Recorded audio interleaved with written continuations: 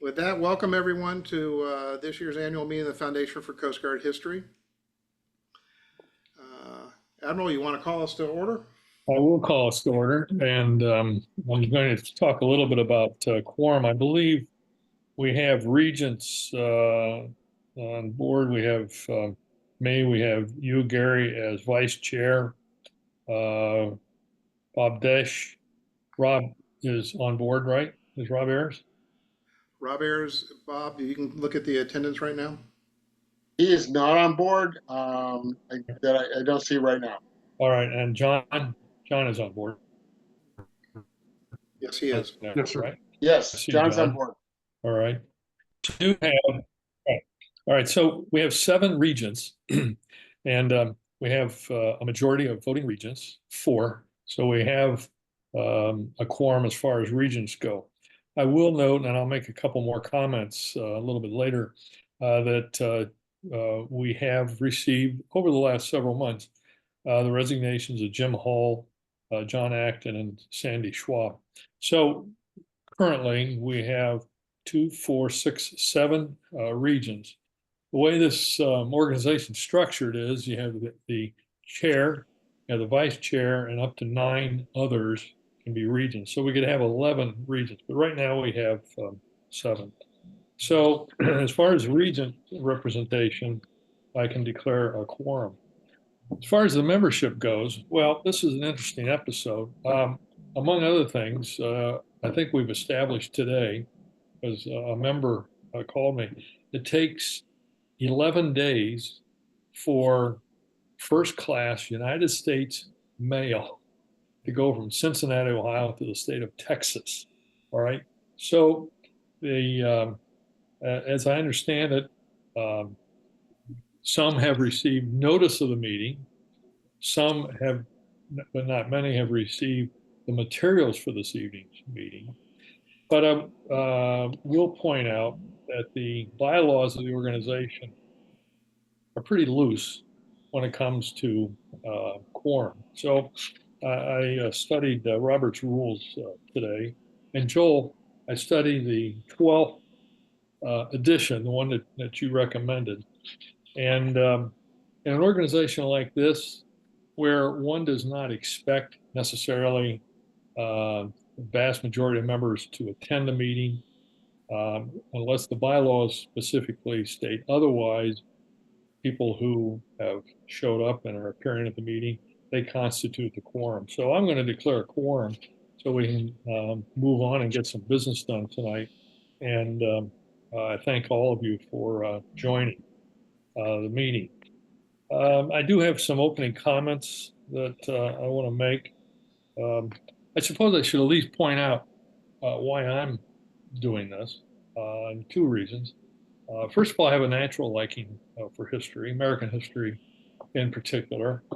Behind me, these 2 bookcases that are from a floor to the ceiling, probably 95% history, biographies, and other things. But I've got 2 more bookcases over in that room. I've got 3 more over in this room and 2 more in another room. And I've got about 25 history books here on my desk. I just happen to have a natural liking for history. I'm not a historian. I don't consider myself an amateur historian. Believe me, for those of you who are joining us tonight, I am stunned by the depth of research that members who are authors and have been published in the Cutter, in particular, devote to Coast Guard history. It's just really remarkable. But I'm not an amateur historian. On the other hand, I think I do have some sense of organization and what I think an organization needs to do to represent itself as fulfilling a particular purpose to people who are not members. So natural liking for history is one reason. The second is that I personally consider the Coast Guard an exemplar of a federal agency under the Constitution that is successful. It's not without error and not without stain, but it is an agency that works.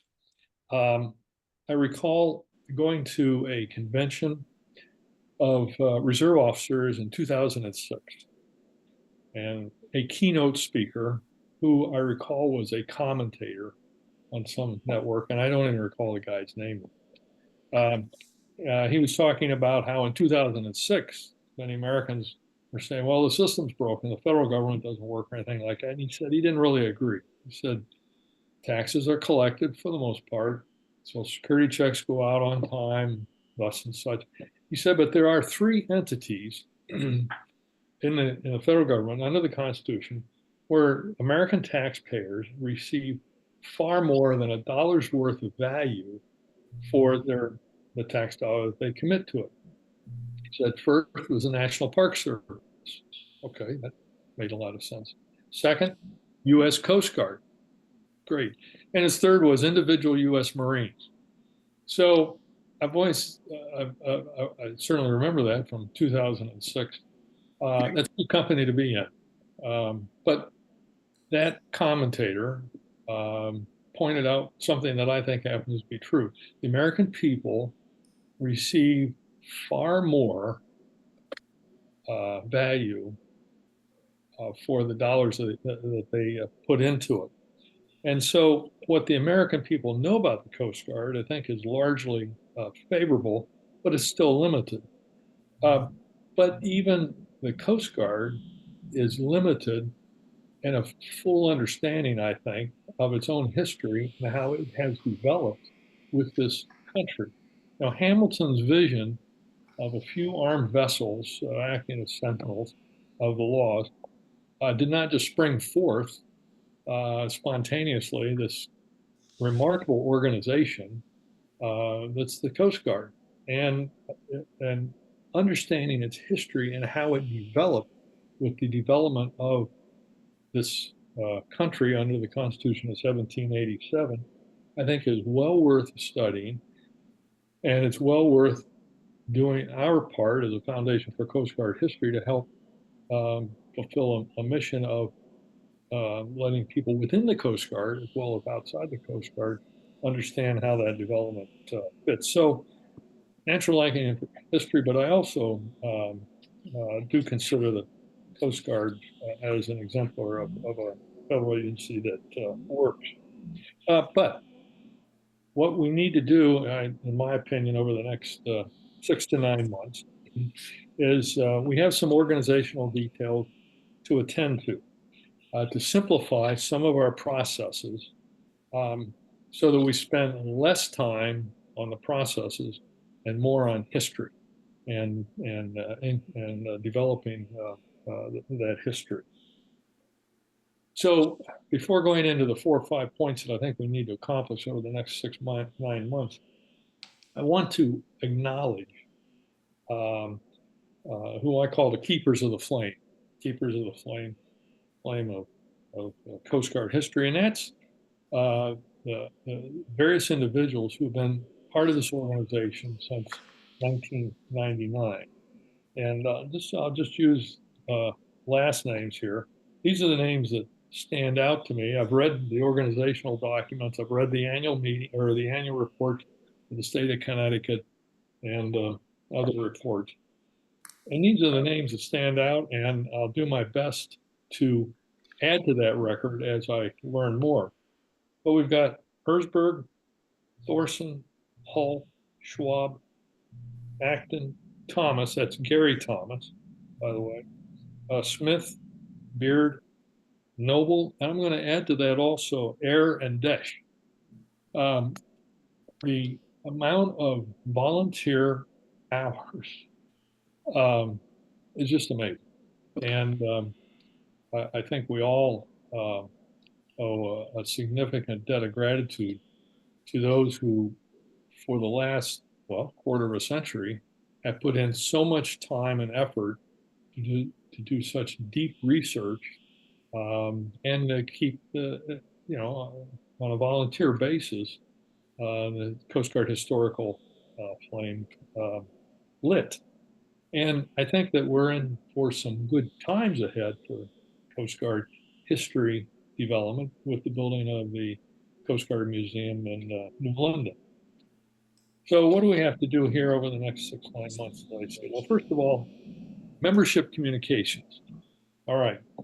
Um, I don't want to deal with the post office anymore than I have to.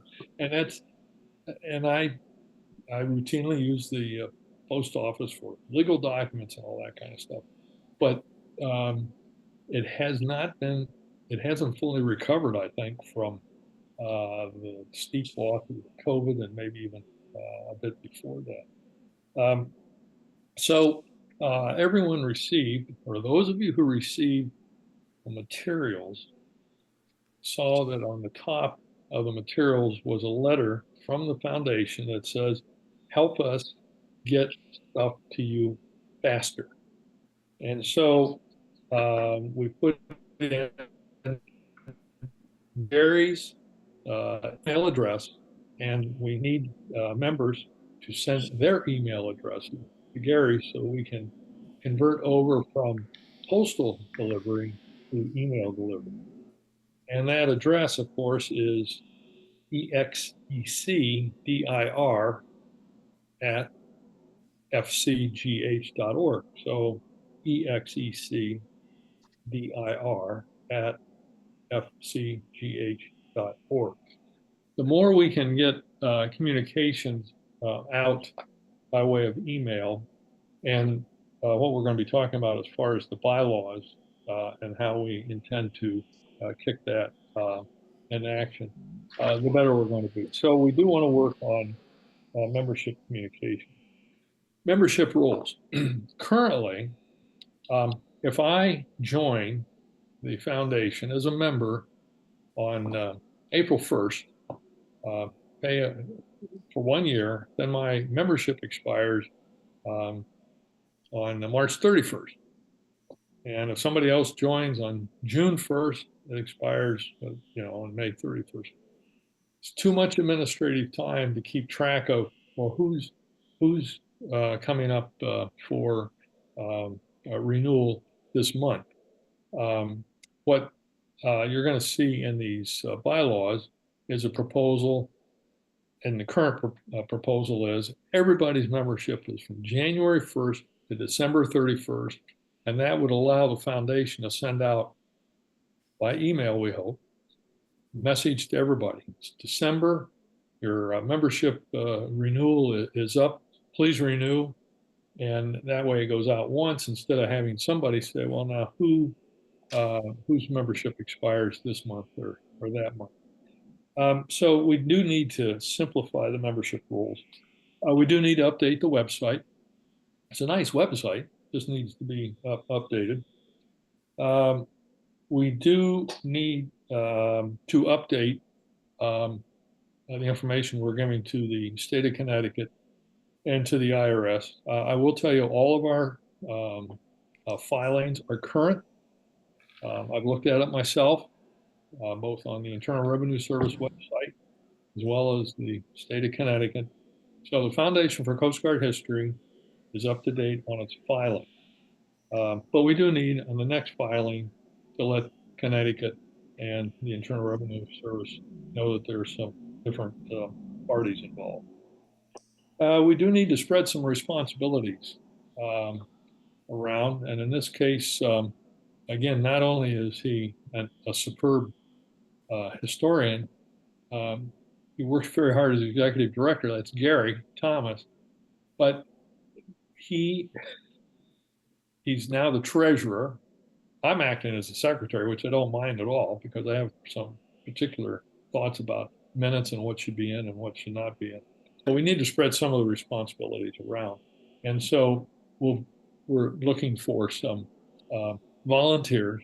And a big volunteer would be an act as treasurer, and that would take a load off Gary's shoulders right there. So I need to spread some responsibilities. And I need to go over to Washington and meet with the chief of the Coast Guard Office of Cultural Heritage, which I think it's a great title.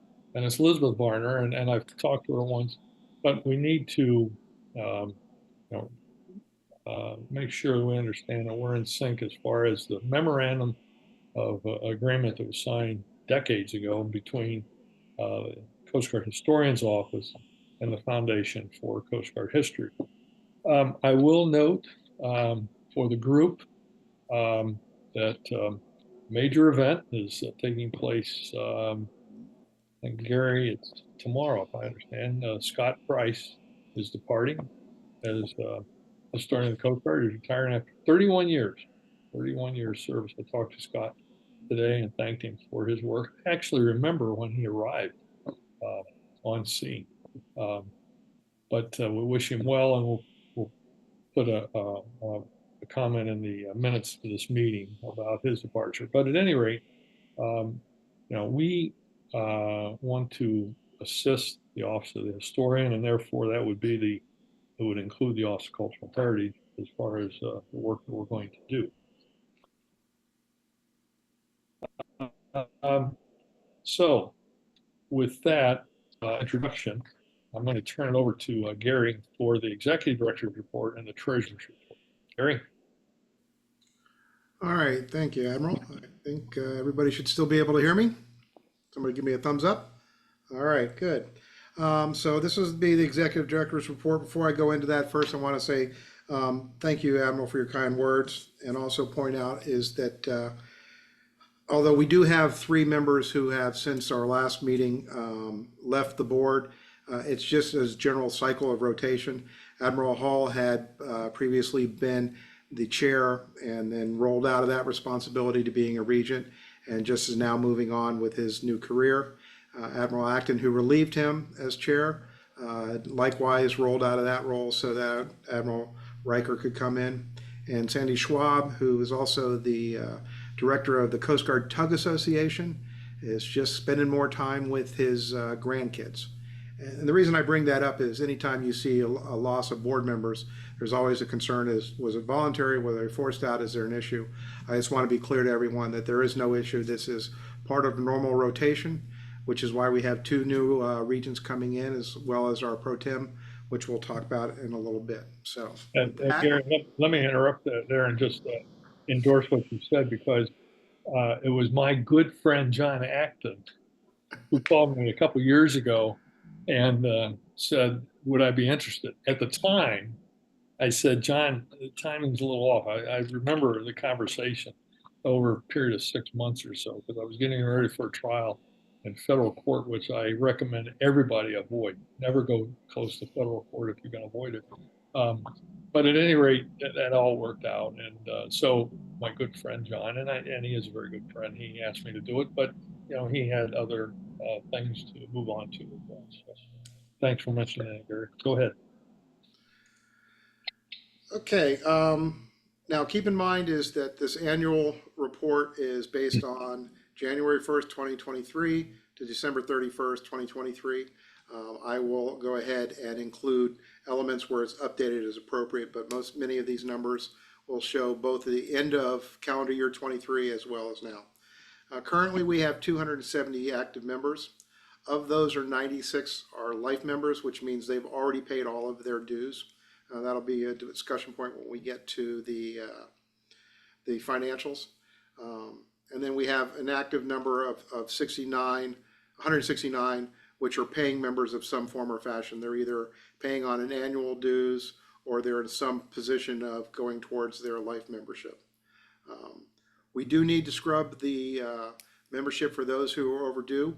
And the plan we are going to execute now is that, as the Admiral mentioned, we're going to go to a January 1st membership date. And then on our last cutter of this year, we will send out a notice about that.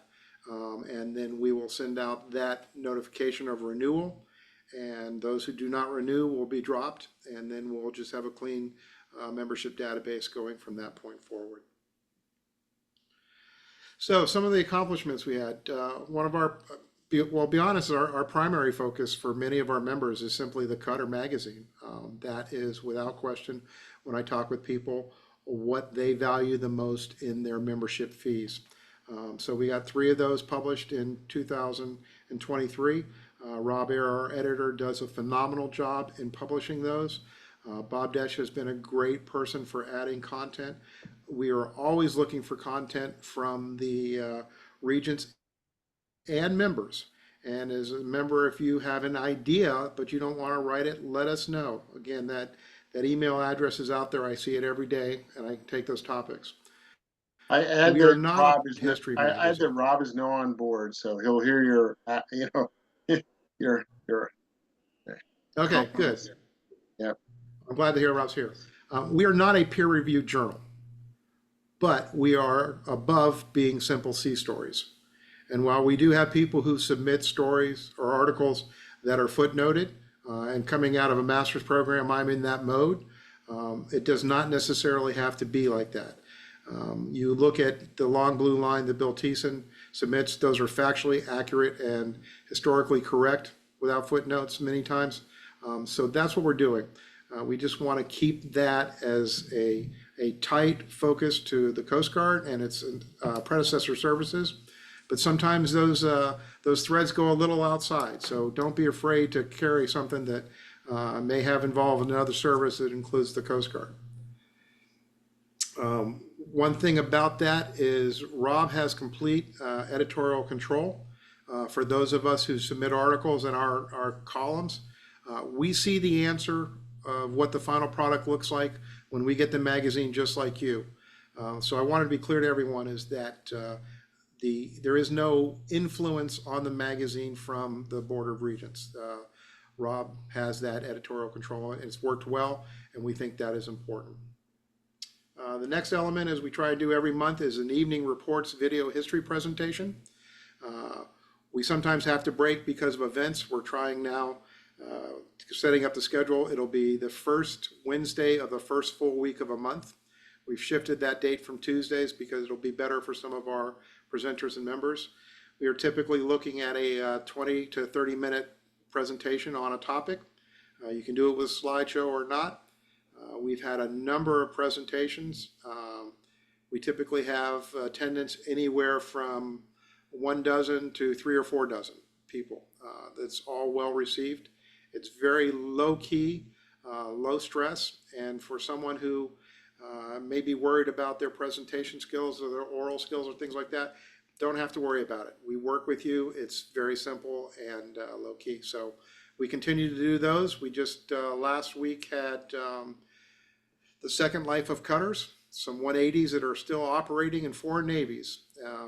In August, we will have the history of the Coast Guard early revenue cutter service in the New England area, presented by Captain Greg Ketchum, who runs the Barnstable Museum up on Cape Cod. And then September, I'll be doing a presentation, second part of that whole Second Lives of Cutters, to let people understand how foreign military sales go with Coast Guard cutters. Where are they now and what's going on? So there's a lot of stuff that has both timely and history that all get tied together. We also were at the McMullen Naval Symposium. That's every 2 years, held at the Naval Academy. It's considered the largest maritime naval history conference in the world. We have people who were from Spain, England, France, across the world. And we had 2 panels of Coast Guard all participants. And in addition to that, we helped with the historian's office actually serve as moderators and chairs of these panels, which get us in good stead with the Naval Academy and everyone else who were running that. The good news is that we've done this for 2 symposiums in a row, and now it's not a surprise to see the Coast Guard at these events, but an expectation to see us. And so not this September, but the following September, we'll be back at it again, and hopefully we'll have some good, great presentations also. We continue to honor or sponsor the honor graduate at the CWO Professional Development course. This is a course held at the Academy. Once you get your Chief Warrant Officer commission, you have to go to a 2-week course. It's both now virtual and in presence. But from when Bob led the leadership school, he introduced us to it, and the honor graduate, which is chosen by their classmates, gets the big white book we have. We send them home with that. We also continue to do our purchases and donations to the Coast Guard. Most recently, we had 2 scrapbooks that were found by, I think April was the one who found these. And what most people do not know is the Coast Guard cannot use appropriated funds, their operating budget, to buy antiques.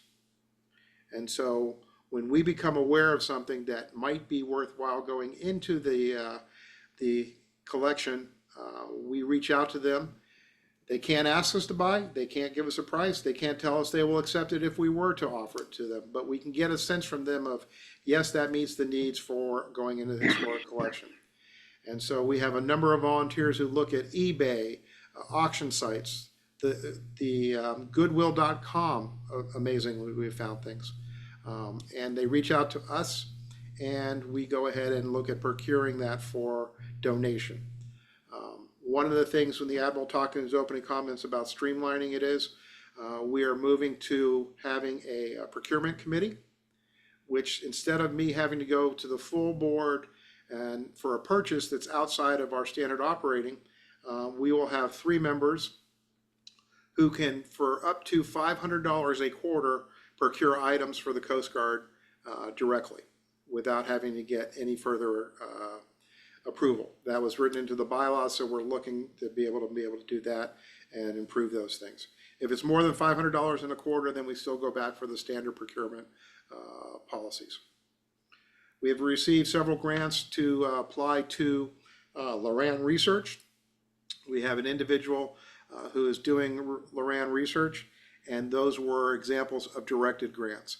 We often have donations come in, typically at the end of the year near tax time, which will just go into our general budget. But sometimes they'll come in with a marker, and you'll see a little bit of that in the financials, and then we apply those as decided. We are also working with a screenwriter from Hollywood. The movie proposal is called Into the Ice. It is about the overland relief expedition of 1898 with Jarvis, Call, and Berthoff. We continue to support them through a directed donation for minor stuff like some books for research, support of their website, and things like that. We are working on some fairly famous names to potentially be the narrator for this event, and we have someone who is interested in funding it. It would be the kind of 2-part PBS American Experience type thing. They're also working on the idea of a actual 2-hour movie. That continues. What I have learned from this is that I don't want to work in Hollywood, and all things in Hollywood take a long time to develop if you want to do it in a quality way. So that continues. And we continue to have speakers bureaus. Most of the regents find the opportunity to do presentations at Veterans, VFW, American Legion, their community colleges. There are all sorts of opportunities, which are 2 great things of that is it gets our name out there and it gets Coast Guard history told. The added bonus is sometimes we get speakers fees from those. We do not ask for speakers fees because we want to tell the story, anybody will listen to it, but oftentimes we do get money and that goes into the general fund, so that's a good thing. So those are the accomplishments for the annual year of 2023. A couple of things that we've done since that, so just so you're up to date at this point. 2 editions of the Cutter have been published and mailed. Most recent one should be arriving in everyone's mailbox right now, although as we heard from our annual meeting notices, not quite sure when it'll arrive to you. Another thing we did was we were approached by the Academy to buy some books for Coast Guard Academy cadets. Bryn Brown's Atlas of the Heart. She had a fireside speaking engagement at the Academy with the Commandant. It was a well-received event, and the cadets got a copy of the book. The focus of this book is it was about interpersonal relationships and improving those things. And given on what's going on with the Coast Guard, with some controversies surrounding sexual assault, and that seemed like an appropriate thing. First question when we get these things is how does it tie to Coast Guard history?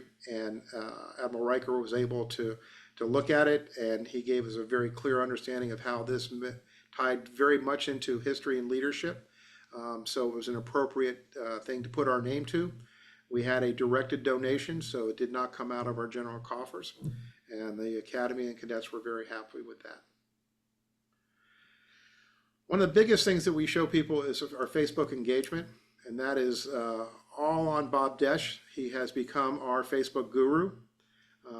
We have over 9,000 followers, which may not seem a lot for Taylor Swift, but for a history organization, it is pretty good.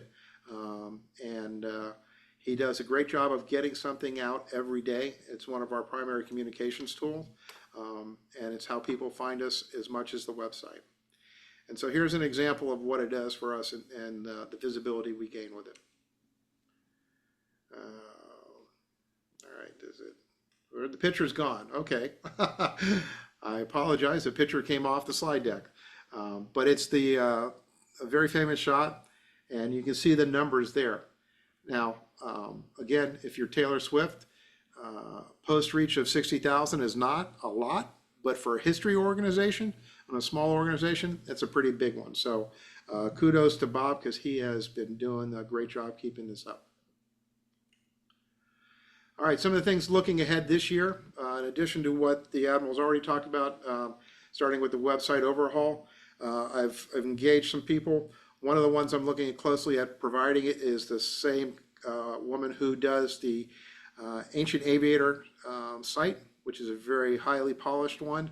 And we would get a reduced cost because she can use some of the same material and research she's done in the Coast Guard, her familiarity with the Ancient Aviators to work onto our site too. So you can take a look at the Ancient Aviators, the pterodactyls, and get a sense of what that's like.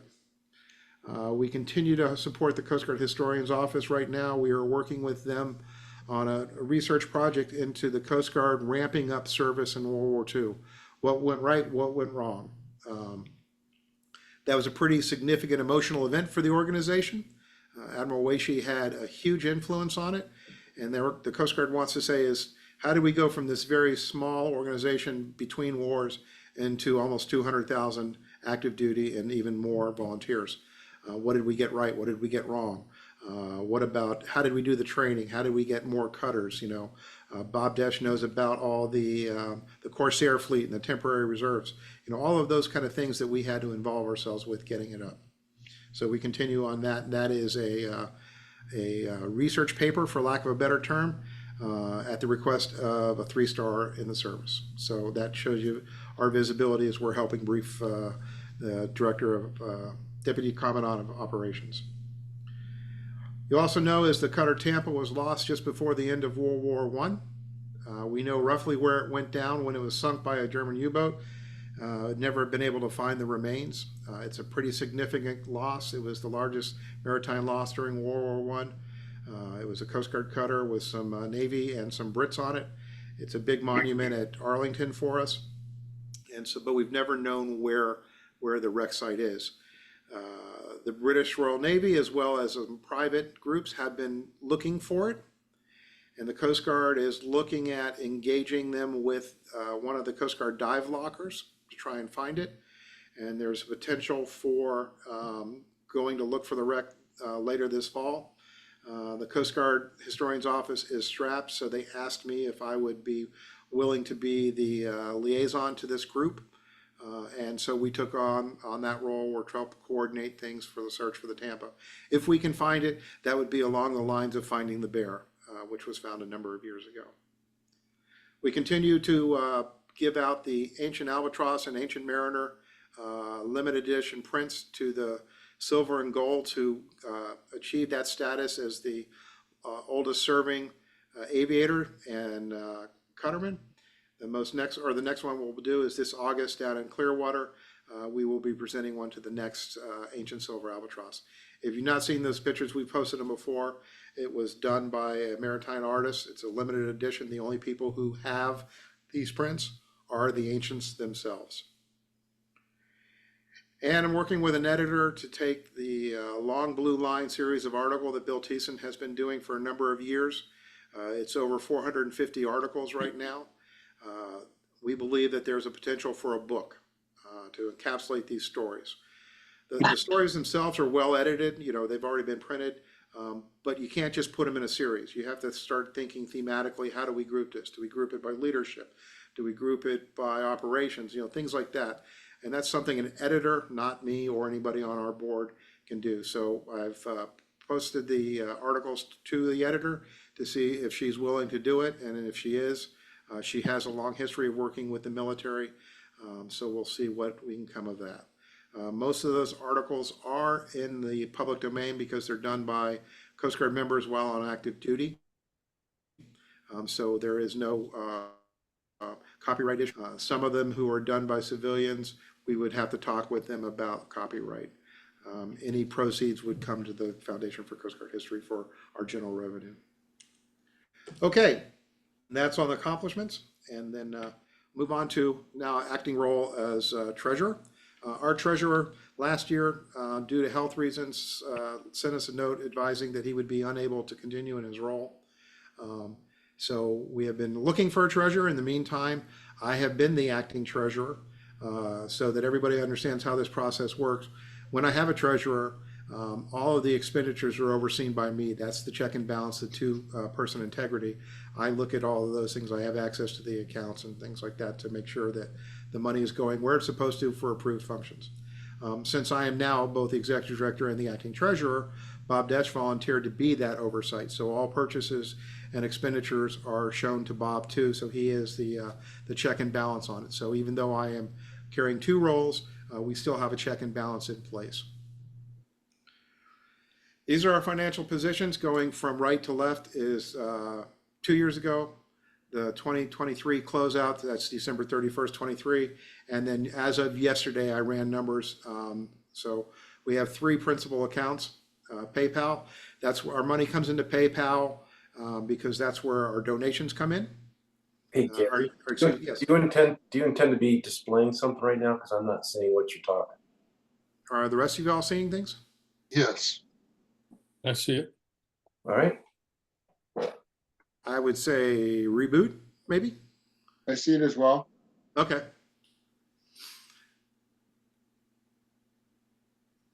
So we have three accounts. PayPal, like I said, that's where we get, not donations, our membership. So if you go on the website, you electronically engage. That's where that money goes. Then we have a PNC, our business checking account, which earns a modicum of interest, as we all know checking accounts do. And then we had a donation of some stocks, which are the investments. We have an E-Trade account. One of the things I did recently was to be able to link our PayPal and PNC accounts so that I can move money out of PayPal into our checking account, just because we get a little bit better interest there. PayPal account is also used to pay our bills. It's a very efficient way of paying bills to our cutter printer, as well as sending out grant money for people who do that. As the Admiral mentioned, all our filings are done electronically for tax purposes. We file an E990 because we have less than $50,000 of income every year, typically. So that authorizes to do that. It's a very abbreviated form. You literally go online and certify that that's the case. One interesting thing about that filing is you don't have to stay in it. If 1 year you have a little more than 50,000, you're okay to stay within that. It says generally. So if we go above that, we can still keep filing. But if we're going to stay consistently above that number, then we would have to go to a 990 easy or a full 990. From a workload perspective, we would like to stay at easy or E90 because it's just easier and it's not a full-fledged tax report. As the Admiral mentioned, we need to update some filings. As we rotate our officers, we need to go ahead and make sure that those are up to date. So of all those general funds right there, we have $5,000 that was donated for admin support. So that would be potentially where we will be taking the money for a website overhaul. We'll talk a little bit later about the cost of what that looks like. And we have $197 left for a SPAR research grant that came from a t-shirt sale that generated surprising money. And so they gave us that money. Here's our annual budget. It's pretty modest. We don't have a lot of things right there. The cutter runs us roughly $3,300 a year for 3 printings. And I just noticed a typo. The printing is That's the mailing. And so I apologize. I just realized in an edit, I made a mistake. So the printing mailing is the $600 roughly. And the postal permit just went up to $350 from $275. So we have the insurance on the Petri models, and I'll speak to the Petri models in just a second. But that's our insurance to keep them. We have about $500,000 worth of museum grade models in storage, and that insurance covers that. Okay, so the expected costs we may have this year coming up is the Petri model storage. They're in storage. We had about 33 models in a wing of the Buffalo Naval Park Museum, and they decided to break their agreement with us and convert that museum, that Coast Guard wing, into other space. So they paid for the storage or the boxing up, all the custom shelving material and everything, and put into storage. And now we have those models on ice, so to speak, in Buffalo. We have a donation right now that costs about $2,500 a year for that, paying that storage cost. We really need to bring that on budget, but we haven't done that yet. The bigger question is what do we do with these models? We don't have an answer yet. We're looking for a museum that would want these 33 models. The National Coast Guard Museum might be interested in some, but they are not fans of big collections of ship models, as some others have. So we will have to think about this in the coming year, whether we want to hold the line that the collection stays intact, or do we parcel them out and then get them out of storage so they can be seen. And then, as I mentioned, the website redesign, I'm estimating around $4,000 for a one-time coverage of that. Okay, that was all of the financials for right now. All right. Does anyone have any questions, Gary, with regard to his reports or the treasurer's report? If not, the chair will entertain a motion that we accept the director's report and the treasurer's report as stated. I have a question about the models, but if we're going to talk about that later, it can wait. Yeah, let's go ahead and wait on that one, and we'll go with the motion for right now. Okay, thank you. Chair will entertain a motion. I motion. All right, second. I second. All in favor, say aye. Aye. Aye. Aye. All right, the ayes have it. All right, well, let's move on to consideration of bylaw amendments. The bylaws go back to the very beginning of the organization. And there have been efforts since at least 2015 to amend them, put some additional language in, additional provisions. And we've been working on that for a significant period of time this year. And so what we have, however, what we're proposing is that the amended bylaws be adopted provisionally for 1 year, so we can study them further throughout this coming year and bring it back to the group at our next annual meeting, which would again be in July of 2025. So what I'm going to do here in this part of the meeting is go over the most significant changes that we're proposing in the bylaws. First of all, I've already mentioned that there's a proposal to change membership to an annual basis where memberships would run from January 1st to December 31st of each calendar year. And anybody who buys a membership during that year and pays the full freight, of course, there's no proration, their membership that first time would go to December 31st, the second December 31st the following year. Again, that's to get everybody on the same cycle so that each December we can send out a notice saying time to renew. And it does mean that a person, individual who says, oh, in July or August of 2024, I'm going to buy a membership, they'll get a few extra months free. Not a problem. We're more interested in getting members, and I'd like to see 500 members for this organization. And I think we can achieve that if people understand and know what we're all about. But so that's a significant change. And instead of when the person sends in the money, that's when the membership starts. It would start, of course, when they send in the money, but it would not expire until the second December 31st would pass by. We did add some language where the board of regents will exercise authorities and powers and attend to those duties normally accorded to the governing board. There was nothing in the current bylaws that gives the board any explanation of what its authorities are. Also, we propose adding that any action that could be taken by the Board of Regents at a meeting can be taken without a meeting if all of the regents agree to the proposed action. It is not necessary, in my view, that every time there's some kind of question that we call the Board of Regents and have a meeting, if it's understood what the proposal is, and it might come from Gary as executive director or from another region.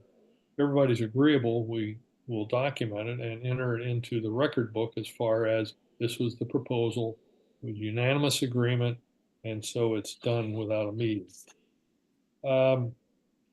We did add a section, nothing in the bylaws will impose personal liability on any member of the Board of Regents.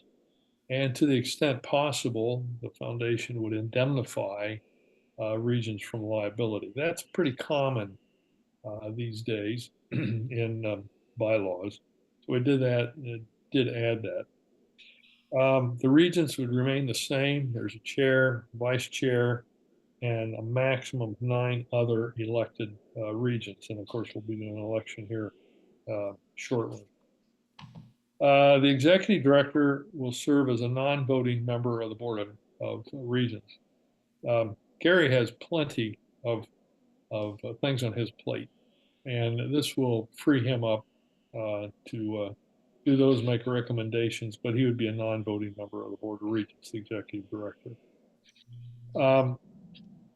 At least twice annually, the executive director will present to the Board of Regents a detailed statement of the foundation's accounts. That just keeps us all apprised of where we are financially. We changed the elections. We propose to change the elections from annual to every other year. So Joel, who I believe you volunteered to stand for election, and April, same thing. You're actually standing for 2 years. Congratulations on that, and we hope you'll enjoy both those years. But this notion of, well, every year we have to go through a nominating process, it's too much. It's again, the more that organizations spend on their administrative tasks, the less they're able to perform the mission of the task. And the mission of this foundation is to do all the stuff that Gary just went through, the accomplishments. So we're trying to simplify and say, all right, every second year we'll do an election, but it's a 2-year term. There are no term limits proposed, by the way. I think it's that many. Well, meetings and procedures, the foundation will follow Robert's Rules of Order, newly revised 12th edition. And what we have attempted to do, and when you get your notices with the materials, you'll see that we've attempted to cross-deck all of the items from the old bylaws over to the new bylaws. We have to work on that index so members can see exactly what is in and what has been dropped out. So what's proposed here tonight is not the final vote. It's a provisional vote. And rather than go through line by line and say, well, this line is deleted, we're adding that paragraph, my recommendation was we do it as an entire set by substitution, which is certainly permitted under procedural rules, and that we revisit the issue in a year and say, okay, we tweaked this. This seems to work. We've rethought that.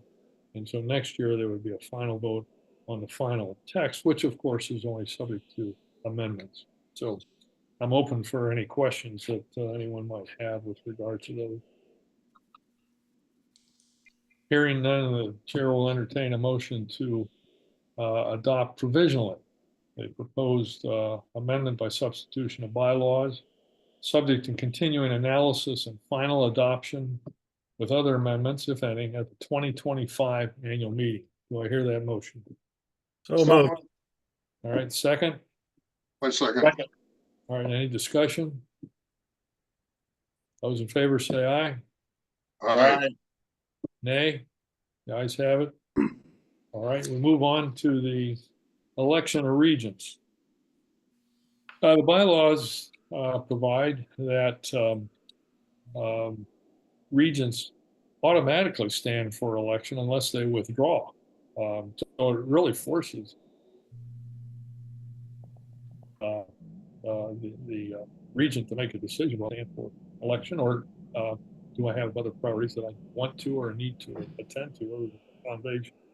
So standing for election, we have 7 standing for re-election, and then we have 2 new candidates for election. So standing for re-election would be Fred Hersberg, Howard Thorson, Timothy Riker as chair, Gary Thomas, Rob Ayers, Bob Desch, and John Longnecker.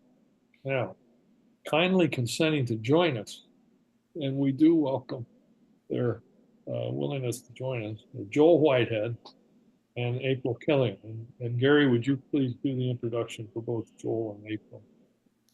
So I would offer is let them introduce themselves. And I will start by saying is with April, we selected her because she has already demonstrated a great passion for the Coast Guard history.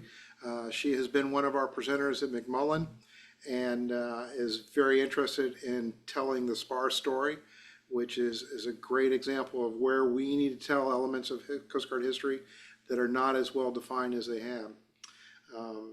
And Joel Whitehead, you've been around forever, knows lots of things, is a great organizer, loves Coast Guard history, and couldn't think of a better person to go ahead and help bring us forward. So with that, April, do you have any comments? No, just that I'm very happy to be here. Very humbled to be here. Did you want a little bit about me, background? Sure. Yep. Okay. So a little bit of background about me. I have a merchant mariner's license. I was active duty for 5 years, and I'm currently a reservist out of U.S. Northern Command. As Gary said, I love SPAR history. I love all history, especially obviously Coast Guard history. And I love finding neat ways to share that with others. I have always found our history, our Coast Guard history, to be inspiring to me throughout my service. And I love finding ways to bring that to other people and other coasties. So thank you for having me. Welcome aboard. Joel? Okay. I'm Joel Whitehead. I was a history and government major at the Coast Guard Academy, where I graduated in 1975. So it's been a while. And I've always enjoyed history. And when it came time to choose a major at the Academy, I said, well, everybody's walking out of here with one stripe, whether you're a decky or an engineer. So what the hell, might as well study what I want. So I did. A long time ago, I was working at headquarters as the chief of the Office of Governmental and Public Affairs, and the Coast Guard historian was one of the folks who worked for me, and I got to work with them pretty closely and always enjoyed what they were doing. I've been a lifetime member for probably about 15 years, I guess now, of the foundation, and look forward to seeing what I can do to help here. Thanks, Joel. Thanks, April. And we look forward to working with you. Chair will entertain a motion that the slate of individuals standing for election that you see on the screen before you be. I'm sorry to interrupt. I would like to note that there's no S on the end of my name. Oh, that's my typo. I apologize. I know that. Okay. So the chair entertains a motion that the individuals be elected by acclamation. So I'll moved. entertain that move. Is there a second? Second. All those in favor say aye. Aye. Aye. Aye. Those opposed? Ayes have it. Thank you very much. Well, that completes the business that we had down on the agenda. That was, Gary, is there anything else that you wanted to go over? yep, got a couple more elements. Mhm. So our bylaws allow for the assignment of selection of up to 2 regents pro tem to bring a specialty skill set into the organization.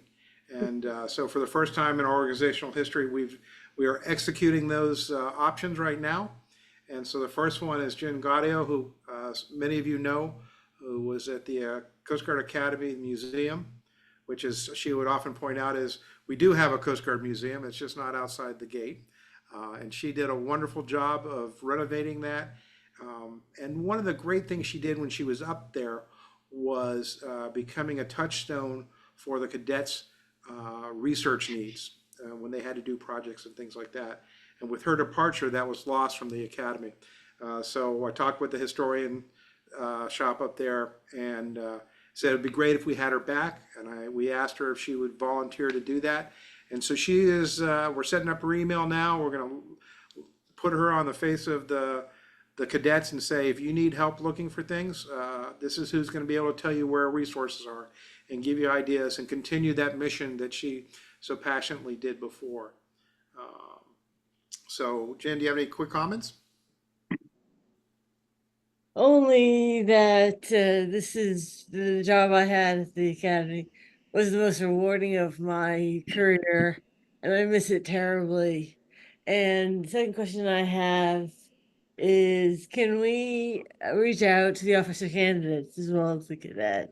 Absolutely. I intend on going to all the schools there, including the CWOD Professional Development School in OCS. So, yep, absolutely. Great. Lastly, there's only one N in Jen. I am just screwing this up. I apologize to everyone. That's all right. Everyone, that's a common occurrence with my short name. I just don't use 2 N's. I regretfully have been doing that then for the decade or more that I've known you. I apologize. It's okay. All right, so the second one is we have been working with some local museums about the idea of creating a museum network, a community of interest, so to speak, because when the National Coast Guard Museum is established, the idea has always been as part of a hub and spoke. So they're building that hub. The spoke doesn't exist in that network of museums that have a Coast Guard related interest. The National Coast Guard Museum has asked us to look into creating that network. And we are fortunate to have Jeremy Davis, who was with the auxiliary, volunteer for that capacity. First of all, Jeremy, did I spell your name right? Yeah, you got my name correct. All right, good. So I'm 1 of 3, so I'm doing okay. So I will let Jeremy explain what his background is, because it's much clearer from him that you'll understand exactly why he is a perfect person for us doing what this role is. Go ahead, Jeremy. Thank you so much. Yeah, so a little bit just about me. I am a former member of the Coast Guard Auxiliary National Staff. I was the history liaison to headquarters for about 1.5 years. That's actually how I first contacted Jen and spoke with her when I was first moving into that. Did that for a little bit, and just life moved in a different direction.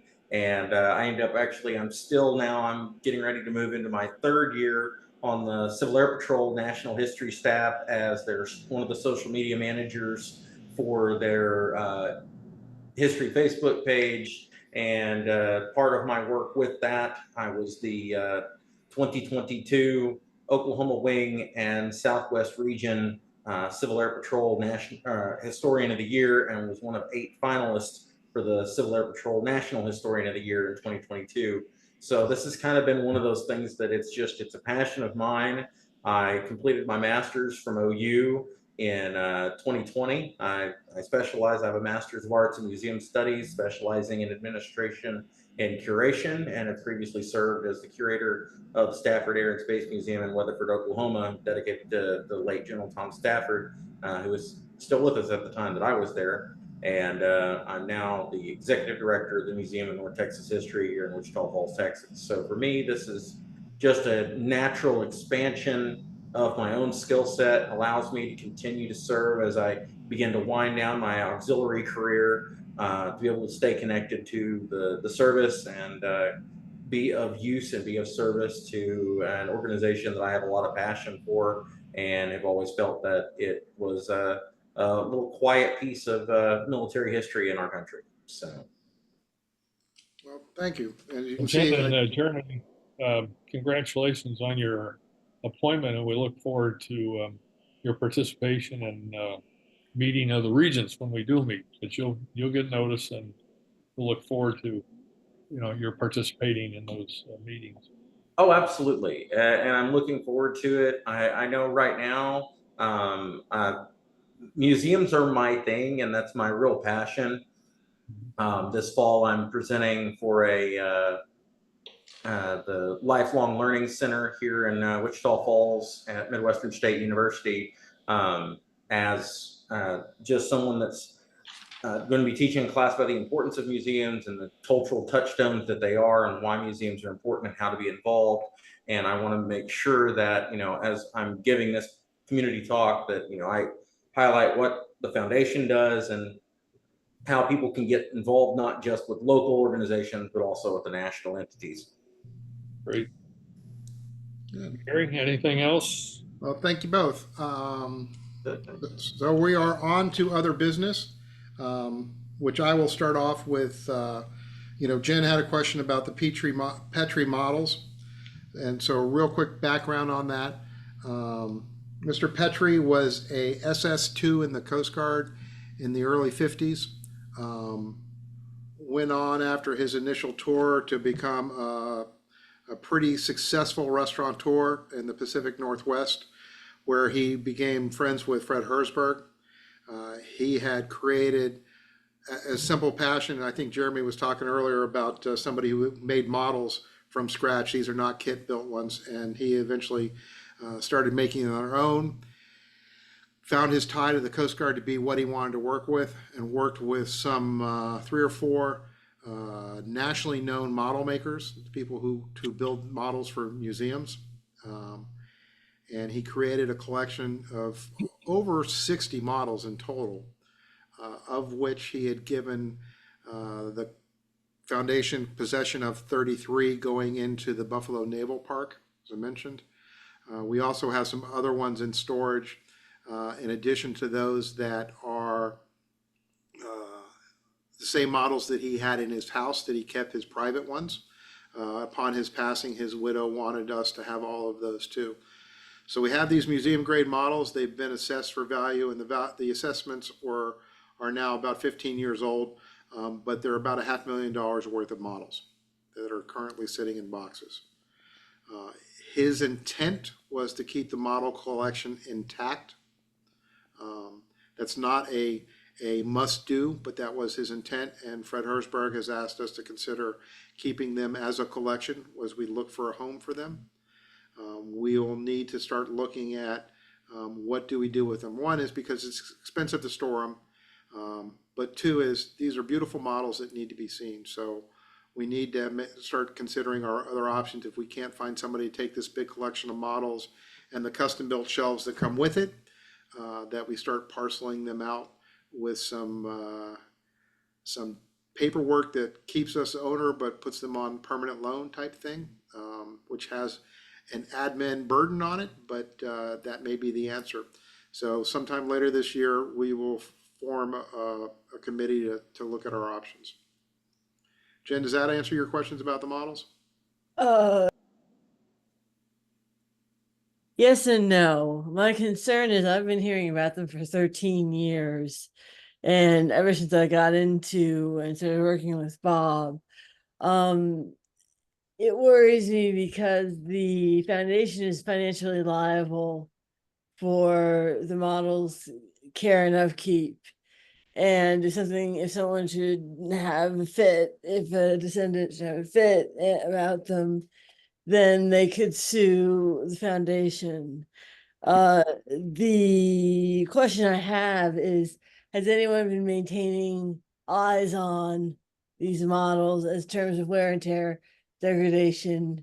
You know, they're probably falling apart. They're probably not dusty because they're boxed, but this is 13 years at least of changing humidity and uh, dampness and everything, that the models themselves could be mildewing. It's a real, So, it's a real yeah, trouble area. those are all good and valid concerns. They were in the museum in a environmentally controlled area up until 19. Okay, Since then, that's they have been in storage, but they are in climate controlled storage. That was one of the okay. conditions of storage. That's what I. And then we did have some folks from the Coast Guard Museum go look at them about 2 years ago to Okay. see if they wanted to do it. So they're still in okay shape. You have, Okay. those are all good, valid questions. Um, It's just something to be aware of in the future. Yep, yep. And all the more reason we want to get them out. But that goes to all of those concerns go to is if we start parceling them out to museums, we need to make sure is that they're going to take care of them. And if we suddenly have 20 models at 20 different locations around the nation, it becomes an admin burden on us for tracking them and their quality and ensuring everybody is meeting the agreements for their display. So that's Well, why. Go I'm ahead. sorry. Once you start collecting, it becomes all sorts of headaches. Right, right. So that's why later this year we'll form a committee, and I'm clearly you're going to be one of them, along with Jeremy, to help give us the recommendation on the right way forward. Thank you. Yeah, that's one of the advantages of having I guess you could almost say a juried network of museums that knows that they can take care of it. If we did in fact need to break it up into a couple of sections, one, it gives draw to other parts of the country to see the whole collection. And more importantly, it takes the burden off of us from month to month to make sure that it's paid for and taken care of. Right. Yeah, as again, as a former Maritime Museum director, where I've borrowed artifacts and artworks and models from museums, there's a pretty solid process. And Jeremy and Jennifer can Jen can answer up to that one. It's like, as long as you do it right, I mean, I think you're pretty well protected. Selfishly, having operated a relatively small museum that already had an extensive model collection, I wouldn't want them all, but there's certainly some of them I'd really like from a local importance perspective. So, I mean, that's something to consider. So, yeah, just adding to the conversation. Sorry. Other items, Gary? No, sir, that's the only other business I had. Does anybody who's participating in this meeting have anything to bring to the attention of the membership? I just wanted to just echo a couple of things. Of course, I can't not talk, but anyway, a couple other things that Gary had brought up earlier. We talked about the McMillan Naval History Symposium and all of the presentation went on. I mean, that really elevates us to a place in the naval history world that's kind of at the pinnacle. And not to pat myself on the back, but of the 250 plus presentations that happened, they select 13 papers that were presented for publishing in the proceedings of the symposium. And we've got one of the papers that was written by somebody from the foundation that is going to make the cut. So I think it's really important. It kind of elevates our status in the world of maritime history. So just throwing it out there. So Excellent. And that Anything- one person who made the cut is the humble Bob Dash. All right. Anybody else have anything to bring to the attention of the meeting? If not, the chair will entertain a motion to adjourn. I'll forward that motion. Second, Second. those in favor, aye. Aye. Aye. Nay, the ayes have it, and we are adjourned. Thank you all for joining us this evening. The minutes will be prepared and sent out probably within the next week to 10 days. But thank you very much for your interest in the Foundation for Coast Guard History and your participation in this meeting this evening. Thank you.